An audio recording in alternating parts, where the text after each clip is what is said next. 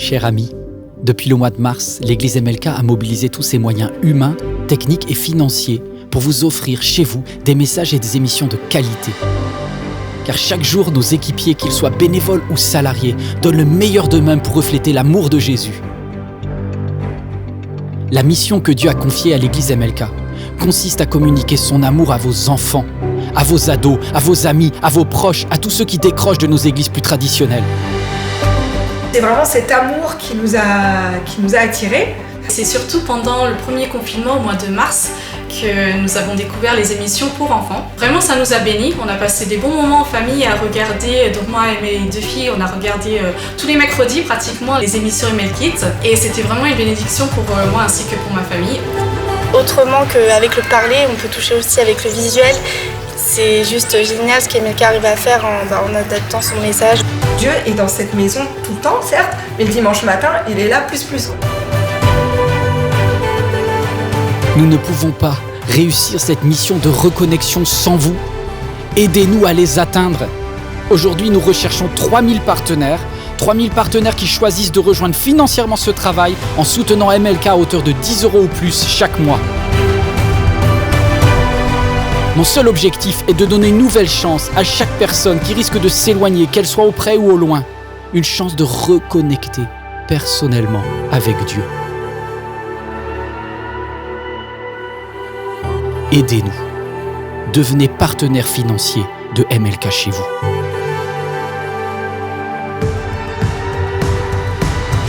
La production MLK a besoin de fonds. Voilà, je me dis pourquoi pas semer. Parce qu'on a été bénis. Devenir partenaire, pour moi, c'est faire ma part pour que ça bénisse d'autres personnes qui, à un moment donné, auraient peut-être aussi besoin de ce message, de ces messages, à tout moment. Ça me paraît naturel d'aider cette Église à continuer à diffuser les messages et à étendre le royaume de Dieu.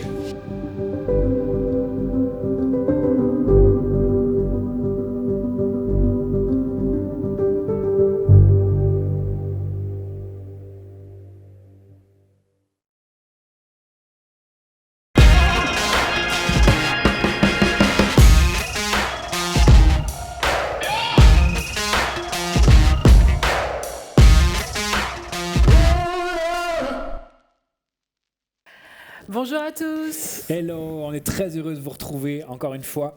Vous connaissez le concept de l'émission, toutes les questions que vous avez rêvé de poser à un pasteur mais que vous n'avez jamais osé parce que vous dites peut-être que les questions sont bizarres. Sont bizarres, gênantes. Nous, on y répond en plateau avec des invités. Yes. Et pour aujourd'hui, on a décidé de faire une spéciale, toutes les questions qui concernent le célibat. J'ai cru entendre que c'était une question qui intéressait un petit peu les jeunes. Beaucoup de personnes. Oh là là, on a eu plein de questions. Merci de nous les avoir envoyées. Donc, on va vous présenter qui sont nos intervenants et puis on va répondre à toutes vos questions. C'est parti. Je suis tellement honorée d'avoir 3 femmes avec moi. Mais franchement, c'est du caviar. Attention, hein, vous allez voir. Tada! Hello. C'est parti, présentez-vous. Alors, bonjour, moi je m'appelle Magali Kalala. Sur les réseaux sociaux, je suis Manuela Kem, je suis conseillère en images et écrivaine depuis quelques mois. Yes. Trop bien. Et puis voilà, donc je suis aussi maman d'un petit garçon et je suis célibataire. Vous avez entendu? Elle est célibataire, elle a dit. Il y a un appel qui est passé. Je m'appelle Élodie Gaillard, je ne suis pas célibataire et je suis l'auteure du livre Les filles préparons-nous au mariage et également la fondatrice du ministère GLGPFM qu'on peut retrouver sur Instagram et qui est un ministère pour aider les célibataires, principalement femmes chrétiennes, à se préparer pour la merveilleuse aventure du mariage. Yes. Wow. Hello, je suis Jennifer, j'ai 30 ans, je suis prof de maths et ici à l'église d'Amelka, je suis responsable des lycéens. Et la question que tout le monde se pose? Je suis célibataire, vous pouvez mettre mon numéro là. Bon, allez, c'est parti. Alors, est-ce que vous pouvez vous présenter, s'il vous plaît, en quelques secondes? C'est parti. Yes, je m'appelle Zoutsar, j'ai 26 ans, je suis marié à ma femme Fitiam, je suis papa d'une fille qui s'appelle Love depuis 7 mois. Et dans la vie, je suis footballeur professionnel. Et je suis ici à MLK depuis 2 ans. Yes, merci beaucoup d'être avec nous, vraiment bienvenue. Et maintenant, est-ce que tu peux te présenter? Oui, bonjour, je me présente Guy, cofondateur du groupe Clésis et de la plateforme Men's Code dédiée aux hommes pour leur élévation et leur révélation. Waouh. Merci beaucoup d'avoir accepté de venir.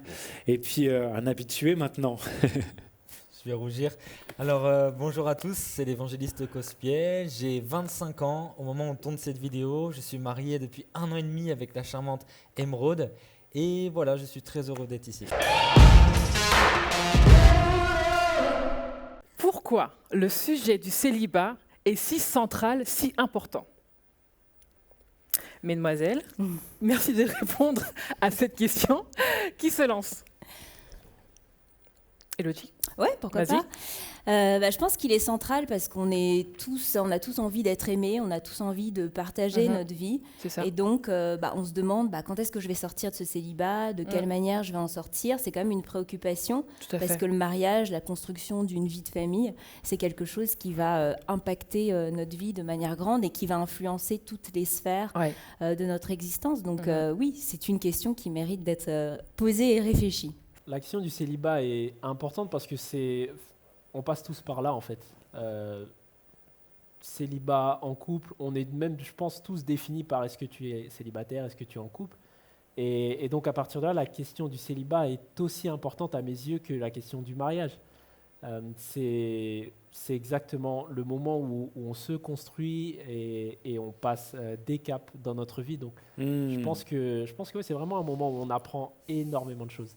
Moi, je pense aussi que c'est dû aussi à la pression de la vie, la famille, etc. Parce qu'en soi, par exemple, moi, personnellement, comme j'étais veuve, et aujourd'hui, je suis célibataire, j'ai plus cette pression-là parce que je me rends compte, en fait, que c'est pas le but d'une vie. Yes. Mais la manière dont, des fois, on nous amène la chose dans notre construction de femme, on nous propose ça comme si c'était vraiment... il est que ça, quoi. Voilà, tu te maries, et puis après, c'est bon, t'es arrivé, alors qu'il y a autre chose. Tout à fait.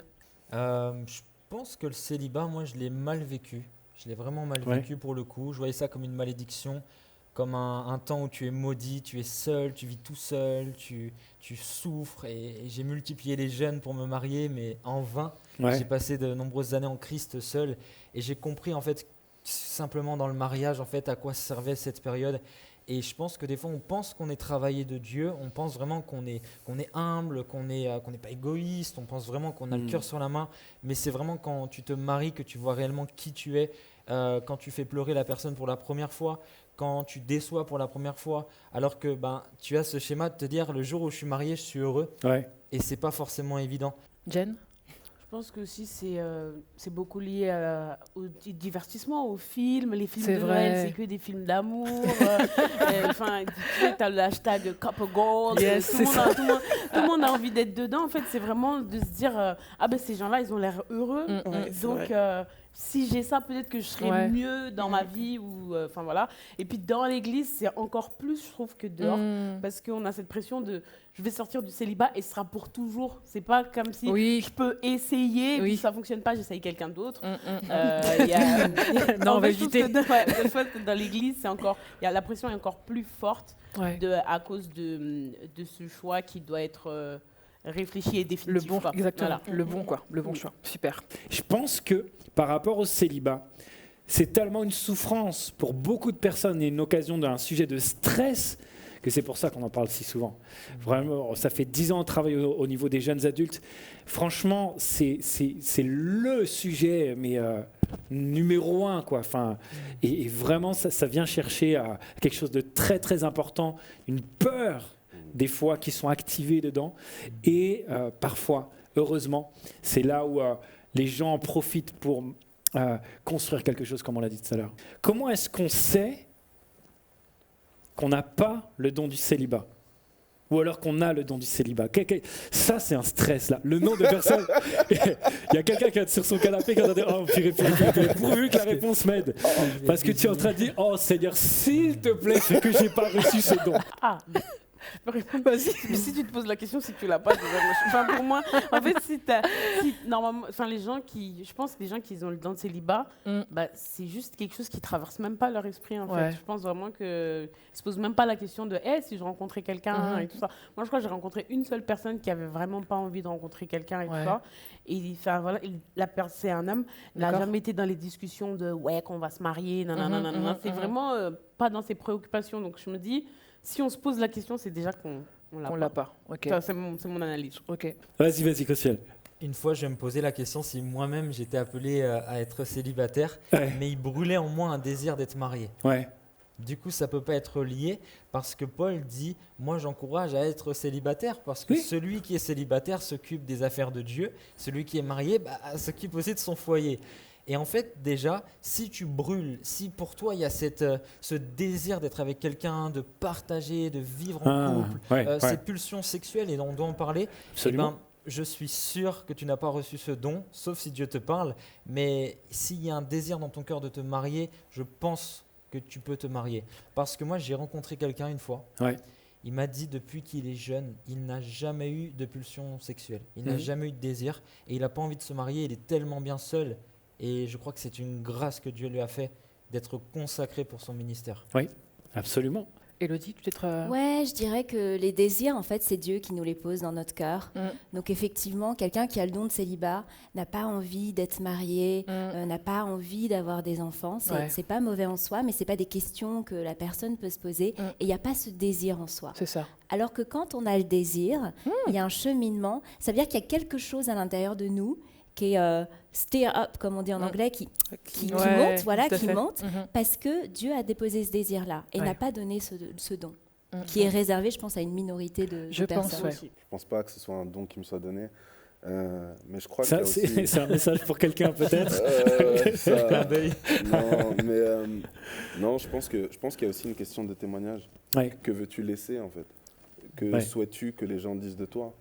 On nous a demandé d'être productifs, on nous a demandé d'être fructueux, on nous a demandé d'être féconds.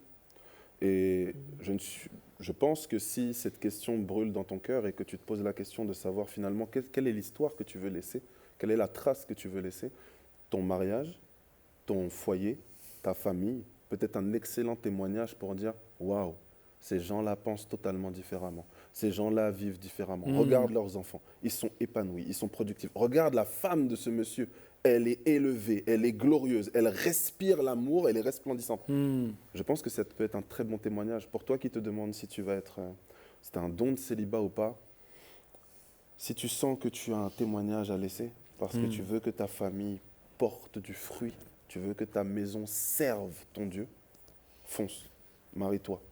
Prépare-toi et marie-toi. Oui, c'est ça. Tout à fait. Manuela? Moi, si je peux me permettre, ce que je remarque, c'est que les femmes qui disent qu'elles ont un don de célibat, parce que moi, sur mes réseaux, je parle avec des femmes et elles ont peut-être 25 ans, 30 ans, elles ont eu des échecs de relations à répétition et là, elles se disent, c'est bon, je ne veux trouver personne pour ma vie, j'ai le don de célibat. Non. Donc, comme les filles l'ont bien expliqué, mais ça ne doit pas être le résultat, par exemple, d'échecs de relations et finalement, on se dit que j'ai le don de célibat. Je pense que c'est vraiment quelque chose qui vient, qui émane du plus profond de nous. Et, en tout cas, moi, je sais que je n'ai pas le don de célibat. Franchement, ce soir, moi, je kiffe. J'aime trop les réponses. Franchement, prenez bien des notes. Alors, attends, si tu permets, j'aurais bien voulu ajouter quelque chose. Peut-être qu'on racontera un petit peu mon témoignage, mais j'ai été séparée, j'ai été mariée, divorcée. Et j'étais tellement blessée qu'à un moment donné, je me suis dit... je vais rentrer dans les ordres, je vais rester célibataire et je vais rentrer dans le don du célibat. Et en fait, le don du célibat, ce n'est pas un choix, c'est un don. On l'a ou on ne l'a pas. Donc, il faut faire attention, ne pas prendre les blessures comme un prétexte pour se dire moi, je dois rester célibataire. Moi, je choisis de servir Dieu à 100% et de ne pas être mariée. Ce n'est pas toi qui choisis, c'est Dieu qui t'a donné le don ou qui ne t'a pas donné. Exactement. C'est un don. C'est un cadeau de Dieu. C'est pas un piège, tu vois. C'est pas genre le cadeau. Comment ça, Dieu veut te faire un cadeau et t'en veux pas? Mais c'est bizarre, tu vois. Oh non, s'il te plaît, tes dons, Seigneur, garde-les, quoi. Non, merci. Des fois, ça peut nous faire peut-être un petit peu peur, mais profondément, quand tu reçois un don de Dieu, quel que soit le don, même si au départ, tu es un peu dérouté, il y a un truc qui résonne en toi. Il l'a déposé en toi, ça fait partie de toi. C'est pas juste une pièce détachée, t'es fait pour le recevoir. Parce que c'est celui qui te fait le don, c'est aussi celui qui t'a créé. C'est celui qui t'a donné la vie. Et Dieu ne va pas faire quelque chose pour toi pour te pourrir la vie. Jamais. Il t'aime trop. Il t'aime plus que toi-même, tu t'aimes. Donc en fait, on a des fois, ça va loin. Hein. C'est-à-dire que ça vient même modifier ou perturber l'image qu'on a de Dieu et de notre Père. On oublie qu'il nous aime et qu'il veut notre bien. Si je peux rebondir, mais ça me fait penser même aux prêtres. Il y a des personnes qui sont à la religion catholique qui ont fait le don de célibat. On apprendra après qu'ils ont des enfants. Parce que c'est pas quelque chose qui émane déjà l'homme est né animal. On a l'instinct de reproduction. On a envie en fait de s'accoupler. Je sais pas si on peut dire ça comme ça. Donc du coup, c'est pas quelque chose qui vient. C'est pas un choix. C'est comme un appel. C'est quelque chose qui est plus fort que c'est une vocation. Comme servir le Seigneur. Et je pense que on se lève pas le matin, on décide. C'est vraiment un sceau qui est déposé sur notre vie depuis le ventre de notre mère. C'est ça. C'est au-delà de notre volonté. C'est ça, exactement. Exactement. Si une personne pense qu'elle est appelée au don de célibat, est-ce qu'elle est prête finalement à avoir cet impact-là? Parce que Jésus, Paul, ils nous ont laissé un héritage des siècles encore. Aujourd'hui, on parle d'eux, ils sont tellement importants. Et c'est normal. Et je pense qu'il y a des personnes qui sont appelées au don de célibat et je pense que c'est pour des trucs vraiment ouf. Parce que... C'est une responsabilité très grande en tout cas. C'est ça. Ah, carrément. Prenez des notes ce soir, c'est trop important là. Question numéro 3. Alors, écoutez bien ça. Est-ce un péché de vouloir rester seul sans avoir le don? Je pense que rien que si on voit même l'étymologie du mot péché, c'est manquer la cible. C'est-à-dire que Dieu, il a un plan pour nous. Et il y a un truc que j'ai pu comprendre, c'est qu'on ne prie pas pour changer la volonté de Dieu, on ne prie pas pour créer la volonté de Dieu, mais on prie pour se mettre dans sa volonté qui est déjà tracée.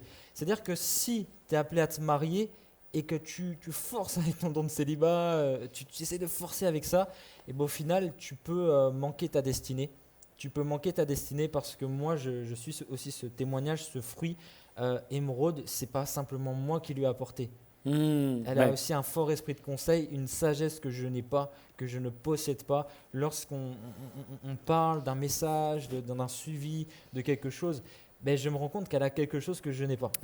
Et en fait, cette femme m'apporte, cette femme m'aide beaucoup. Et en fait, j'ai compris que si je ne m'étais pas marié avec elle, j'aurais jamais créé une association pour mon ministère. J'aurais remis des choses au lendemain, j'aurais fait tellement d'erreurs. Et au final, je pense qu'une épouse n'est pas simplement quelqu'un à qui on apporte, mais c'est quelqu'un aussi qui nous aide, qui nous aiguille, qui nous conseille. Alors, si tu ne te maries pas, bon courage, parce que tu as besoin d'elle, j'en suis sûr. Moi, j'ai une idée qui vient en tête. Vas-y. C'est le verset qui est dans la Bible qui dit « Tout ce qui n'est pas conviction est péché ». Donc, c'est-à-dire que si tu n'as pas une conviction en toi, que Dieu te demande de rester seul, peut-être que Dieu, des fois, nous demande de rester seul pour une saison, parce qu'il veut faire un travail en nous. Si ce n'est pas une conviction qui est vraiment dans ton cœur et qui vient de Dieu, dans ce cas-là, oui, ce sera un péché. Si tu dis « Ah bah non, je vais rester seul pour X ou Y raison, parce que je suis blessée, ou peu importe », bah ouais, dans ce cas-là, c'est un péché. Alors moi, je ne pense pas que ce soit un péché. Je pense simplement que si Dieu t'appelle à te marier et que tu décides que non, je ne vais pas me marier, tu es en train de passer à côté de quelque chose. Exactement comme Cospiel vient de le dire, tu passes à côté de pas mal de bénédictions. Mais Dieu n'en est pas pour autant fâché, il est juste, je pense, triste en fait. Je pense vraiment qu'il est triste parce que son enfant chéri est en train de se priver de plein de choses qu'il a déjà prévues d'avance. Et en ce sens-là, je pense que Dieu est triste, mais parler de péché, pour moi, c'est quand même beaucoup, je pense. Les filles, vous pensez quoi? Jen? Moi, je ne sais pas si c'est un péché, mais tu te mets dans une difficulté incroyable. En fait, pour moi, si tu n'as pas le don, à un moment donné, ça va venir dans ta tête. Donc, je me dis... pour moi, c'est quelqu'un qui se met en galère de se dire je vais rester seul même si Dieu ne m'a pas donné le don parce que, comme on a dit, on a des besoins physiologiques en fait, qu'on a besoin d'être avec quelqu'un, on a besoin de compagnie, on a besoin de toucher aussi. Donc, si Dieu t'a pas mis le don et que toi, de toi-même, tu vas dire je vais rester seul quand même, un jour, ça va trotter dans ta tête. Et pour moi, c'est une difficulté parce qu'un jour où tu seras KO, où tu ne seras pas bien, il y a quelqu'un qui va venir te proposer des trucs... spicy et tu vas tomber parce que c'est pas, comme tu as dit, c'est pas un truc de conviction en fait. Donc c'est juste toi qui as décidé. Et en plus, Dieu t'a pas donné les ressources pour tenir parce que tu n'as pas le don de célibat. Enfin, je dis pas que c'est un péché, mais je dis que c'est une difficulté dans laquelle tu te mets. Oui, tout à fait. Après, de vouloir rester seul parce qu'on est blessé, je pense que c'est une bonne idée d'attendre d'être guéri. D'être guéri, tout à fait. De vouloir rester seul parce qu'on n'a pas trouvé la bonne personne, je trouve aussi que c'est une bonne idée. Mais de devoir rester seul parce que les hommes, c'est des tocards, par exemple. Voilà, que tu as des idées genre flemme, dégage, j'en veux plus, nanana. Bah, ça va te tenir un temps et puis même ta motivation c'est de la rancœur en fait. Oui, tout à fait. Je trouve que c'est pas un bon carburant pour rester célibataire. Sois en paix avec le temps dont tu vas avoir besoin pour accepter que tu es fait pour te marier ou pour accepter que tu ne l'es pas. Mais si c'est pas ton don, que tu n'as aucune raison d'être dans cette situation et que tu te crées des problèmes, passe à autre chose. La vie est suffisamment compliquée. Sois en paix. On nous a demandé de cultiver la paix parce que c'est ce qu'on nous a laissé. Donc ne te mets pas dans une situation de trouble. Cherche une situation dans laquelle tu vas être en paix. Et c'est tout ce que je peux dire. Mes collègues ont déjà bien répondu à cette question. Mais cultive ce qui va rester à jamais avec toi, la paix. Alors moi, si je peux me permettre, pour ajouter à ce que vous avez dit, au-delà de la conviction, je pense que c'est une question de saison. Ouais. Parce que, par exemple, il y a des personnes, moi par exemple, je sais que jusqu'à mes 18 ans, j'avais pas forcément envie d'être en couple. Alors peut-être que dans mon ignorance, j'ai appelé ça le don de célibat. Il y a des personnes qui, les seigneurs les préservent en fait. Donc elles vont enlever en elles tout sentiment, toute émotion en fait pour les protéger parce qu'il est en train de restaurer ces personnes-là. Donc nous on va l'appeler don de célibat. Donc on va pas dire forcément c'est un péché, on va dire que c'est un temps de célibat et pas un don de célibat. Et une fois qu'on sera prête pour sortir de là, bah, les choses viendront. Mais après je pense qu'il faut pas forcément... c'est comme l'histoire des pervers narcissiques. Dès qu'il y avait un homme qui n'était pas bien, on dit que c'est un pervers narcissique. Oui, c'est ça. Faut pas, dès qu'on est un peu dans le célibat, on se dit j'ai le don de célibat. Il faut vraiment prendre du recul sur les situations et surtout sur les saisons de notre vie pour pouvoir donner des vrais noms. Parce qu'attention, tout ce qu'on fait, tout ce qu'on dit, c'est une confession. Donc si par exemple on est dans une saison de célibat et nous on l'appelle don de célibat, ça se trouve que sur notre vie on appelle le célibat alors que c'est pas ce que Dieu avait prévu pour nous. Donc si on ne sait pas, mieux vaut rien dire que vouloir dire je pêche, je suis dans le don de célibat. Ça se trouve, c'est pas du tout ça, c'est juste une saison. Ouais, tout à fait. Franchement, désolée, mais là vraiment les filles, prenez des notes s'il vous plaît. Franchement, j'aurais trop aimé moi, il y a des années en arrière, entendre ces réponses-là en fait. C'est tellement important. Ouf, on continue. Moi, je pense que c'est pas un péché de vouloir rester seul, alors qu'on n'a pas le don du célibat. Non. Je pense que c'est un signe que tu es blessé. Ouais. Je pense que c'est que tu n'es pas prêt encore. Et il y a une raison pour laquelle tu ne te sens pas prête. Et du coup, ça peut être un indicateur que il y a un travail que tu dois faire sur toi. Et vas-y, s'il te plaît, demande dans ton église, demande du conseil. Comment est-ce que je peux faire? Quelle est la raison pour laquelle je n'ai vraiment pas envie de me mettre avec quelqu'un? C'est peut-être une peur, une blessure, tu n'as pas envie de souffrir, peu importe. Il y a beaucoup de choses qui peuvent être là à l'origine de ça. Ouais. Les gars n'aiment pas demander de l'aide. C'est vrai. Mais déjà, au médecin, on n'y va pas. Ouais, même aller chez le médecin, c'est dur. J'avoue, je vais jamais là-bas. C'est une erreur. Mais oui. On a du mal à aller même chez le médecin. En fait, c'est un parfait indicateur, comme le dit Jean, qu'il y a quelque chose qu'il faut revoir. Il y a peut-être une restauration à opérer. Ouais. Il y a peut-être de l'aide, un conseil à aller chercher. Et il est temps, les hommes, qu'on apprenne à délier notre langue. On nous a mis dans des carcans erronés. L'homme ne parle pas, l'homme est dur, l'homme n'expose pas ses problèmes. Mon gars, expose tes problèmes. On est là, on est passé par là où tu passes, où on est même en plein dedans. Et quand tu vas me dire que tu vis la situation, je vais dire, mon gars, c'est vrai? Toi aussi? Tu vois? On va rigoler de cela. C'est vrai. C'est clair. Pose tes problèmes, expose-les à quelqu'un de confiance. Oui. Jean, Cospiel, Zoutsa, vois des gens de confiance.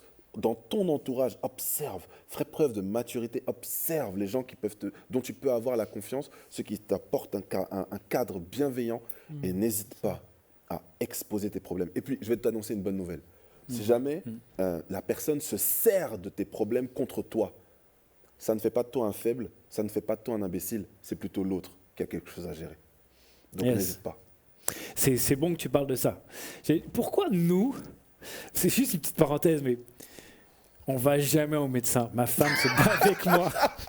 t'es chiant, t'as un problème, machin. Va au médecin. Je fais semblant que j'ai pas entendu, tu vois. C'est non, je suis un homme. Ouais, j'ai des gènes durs. Mais oui, c'est ça. Et le moment où il y a un truc qui commence à nous faire flipper, je dis pas un truc grave, hein. Je dis, le moment où on commence à perdre un peu les pédales, c'est vite, appelle les urgences, je vais mourir. On n'a pas de mesure, toi. Non, c'est clair. C'est n'importe quoi. La culture de la souffrance, quoi. Mais oui, on reste dedans. Oh là là. Et des fois, c'est la même chose avec Dieu. C'est-à-dire, je pense que c'est aussi une raison pour laquelle, il y a des fois un peu moins d'hommes dans les églises, parce qu'on n'ouvre pas notre bouche pour demander de l'aide quand on en a besoin. Et quand c'est trop tard, on est déjà parti. On est déjà parti. Quand enfin on assume qu'il y a un problème, on se dit c'est fini, c'est trop tard. Ouais. Et ça, c'est un problème aussi, je crois. Maintenant, c'est la partie free. Je vous explique. On a du coup Manuela et Elodie. Elles ont écrit du coup deux livres, un livre chacune. Et elles vont dire un peu ce qu'il y a dedans, dire un peu leur témoignage. Alors c'est parti, Elodie, on t'écoute. C'est moi qui commence. Donc moi, j'ai écrit celui de droite, Les filles, préparons-nous au mariage. Donc pour mon histoire, je me suis mariée, j'avais 19 ans. J'étais très amoureuse, j'étais chrétienne. Mon mari était amoureux de moi et était chrétien. On n'était pas du tout préparés, mais on avait envie de vivre ensemble, de se marier. Et on s'est séparés 7 ans plus tard. On a divorcé au bout de 9 ans, si je me rappelle bien. Tout simplement parce qu'en fait, il n'y avait pas de préparation. C'est-à-dire, moi, je ne savais pas quel était le rôle d'une femme. Ouais. Quand il y a eu la séparation, qui a été un gros choc pour moi et qui a été très, très violent, le Seigneur m'a mis une claque en me disant « Tu n'as pas été une épouse selon mon cœur. Wow. » Et là, j'ai vraiment pleuré toutes les larmes de mon corps. Mais parfois, on peut pleurer et il faut être 2 pour restaurer un mariage. Donc, ça peut ne pas fonctionner. Ouais. Et donc, j'ai fait tout ce travail en disant « Ok, Seigneur, je n'ai pas été une épouse selon ton cœur, mais c'est quoi une épouse selon ton cœur ?» Et Dieu m'a dit « Je vais te montrer. » Et il m'a vraiment conduit. J'habitais à l'étranger, il m'a ramenée en France, il m'a ramenée dans le lieu secret, il m'a fait des révélations. J'ai énormément creusé ma Bible, beaucoup parlé avec le Seigneur. Et en avril 2017, là, j'ai un rêve.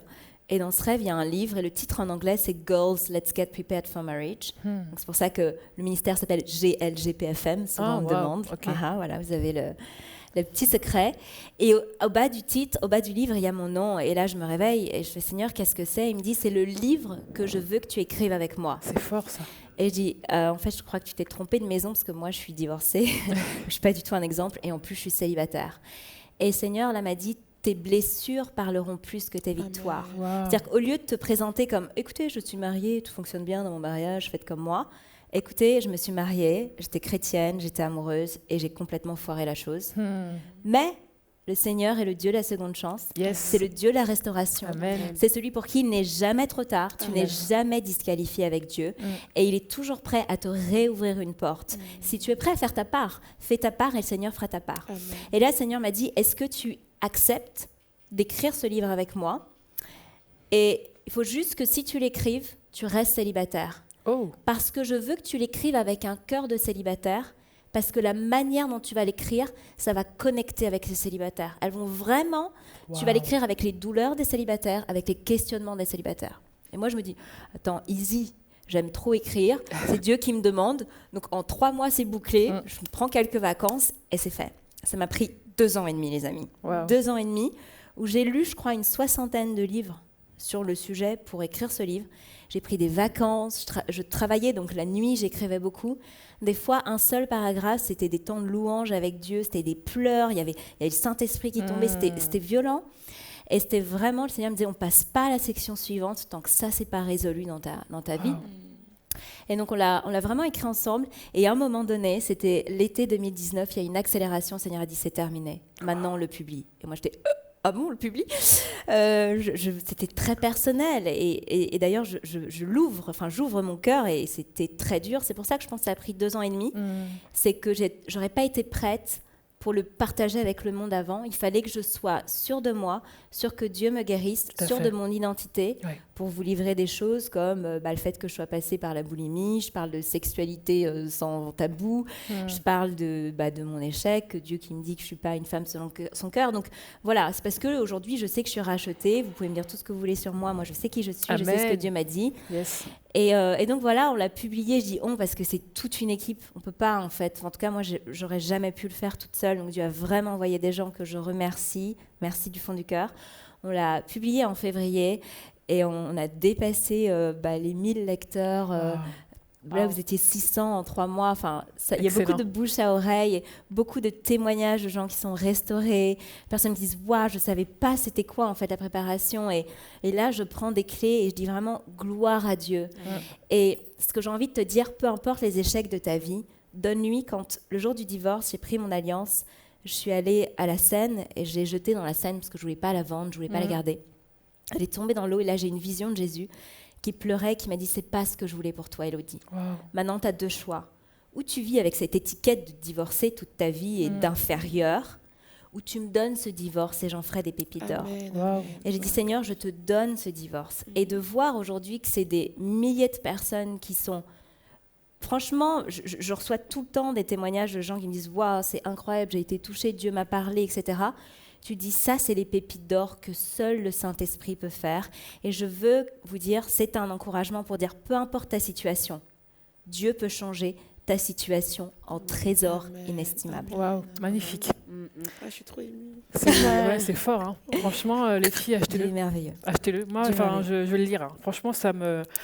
C'est fort, ton histoire. En tout cas, merci de nous partager ça là en live. Là, ça me touche aussi. Vraiment super. Merci beaucoup. Merci beaucoup.